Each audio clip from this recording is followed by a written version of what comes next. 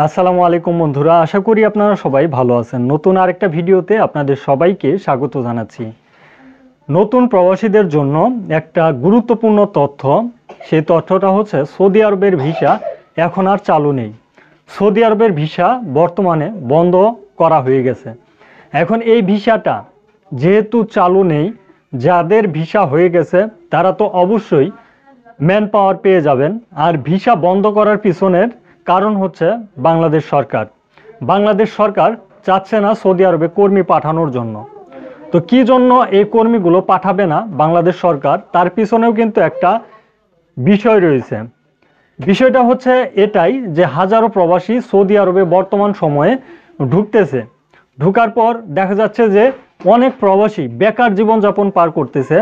Saudi আরবে আসার পর কোনো কাজকর্ম পাচ্ছে না, যে কোম্পানি ভিসা দিয়েছিল ওই কোম্পানিতে ডাইরেক্টলি আসতে পারতেছে না।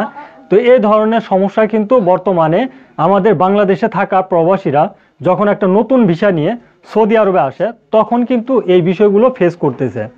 আর এই বিষয়গুলো যাতে না ঘটে, একজন প্রবাসী যদি সৌদি আরবে আসে সে নির্দিষ্ট একটা কোম্পানিতে যাতে আসতে পারে এবং ওই কোম্পানিতে যাতে পার্মানেন্টলি কাজ করতে পারে, এই বিষয়টা ক্লিয়ার করার জন্যই কিন্তু এই ঘোষণাগুলো বাংলাদেশ সরকারের কাছ থেকে আসছে।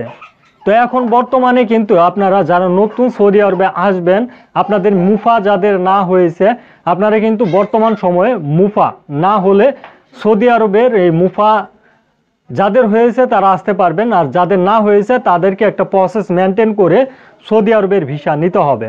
সেই প্রসেসটা হচ্ছে আপনি যে কোম্পানিতে যাচ্ছেন ওই কোম্পানিতে অ্যাকচুয়াল লুকের প্রয়োজন কিনা, তো সেই একটা এগ্রিমেন্ট কিন্তু ওই কোম্পানিকে করতে হবে। এগ্রিমেন্ট পেপারটা বাংলাদেশে পাঠাতে হবে। বাংলাদেশ থেকে এজেন্সি ওই কোম্পানিতে আবেদন করবে। এই শেয়ার যে সিস্টেমটা বর্তমানে সৌদি আরবে এই ভিসা প্রসেসিংয়ের মালয়েশিয়ার সিস্টেমটা মেনটেন করার পরিকল্পনা করতেছে বাংলাদেশ সরকার এবং সৌদি সরকার। দুইটা একত্রে বসে কিন্তু এ ধরনের সিদ্ধান্তগুলো গ্রহণ করা হয়েছে। বর্তমানে দেখা যাচ্ছে মালয়েশিয়াতে একজন ভিসা যদি একটা কোম্পানি দেয় তাহলে যে প্রসেসটা মেনটেন করতে হয় সেম প্রসেস বর্তমান সময়ে সৌদি আরবে আপনি যেতে গেলেও সেই প্রসেসটা মেনটেন করতে হবে। তো দিন শেষে ভোগান্তি অ্যাকচুয়াল আমাদের প্রবাসীদেরই, কারণ এই প্রবাসীদের ভালোর জন্য কিন্তু এই বিষয়গুলো করা হয়েছে। দেখা যাচ্ছে যে অনেক কোম্পানিতে আপনারা ইতিমধ্যে যাওয়ার জন্য পরিকল্পনা করতেছেন, অনেক এজেন্সির কাছে অর্থ প্রদান করে রেখেছেন, আপনাদের মেডিকেলের মেয়াদ প্রায় শেষের দিকে, তারা কিন্তু একটা জটিল সমস্যায় পড়বেন। আর ভালো দিকটা হচ্ছে এটাই যে সৌদি আরবে আসার পরে অ্যাকচুয়াল আপনার বেকার থাকতে হবে না।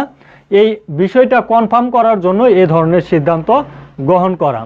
তো এই সিদ্ধান্তটা গ্রহণ করার কারণে আপনারা অনেকেই যাদের ভিসা ইতিমধ্যে হয়ে গেছে, মুফা ইতিমধ্যে হয়ে গেছে, তাদের এই বিষয় থেকে আওতার বাইরে, কারণ আপনারা যেহেতু মুফা হয়ে গেছে, ভিসা হয়ে গেছে, আপনারা ম্যান পাওয়ার ক্লিয়ারেন্স এটা পেয়ে যাবেন আপনারা আবেদন করার মাধ্যমে। আপনার যদি বায়োমেট্রিক ফিঙ্গার পাশাপাশি 3 দিনের ট্রেনিং এবং বিওমেট্রিক রেজিস্ট্রেশন করা থাকে তাহলে আপনি আপনার এজেন্সিকে বলবেন ক্লিয়ারেন্স মানে বিওমেট্রিক ক্লিয়ারেন্সটা করে দেওয়ার জন্য, তাহলে কিন্তু আপনার কাজ সম্পূর্ণ।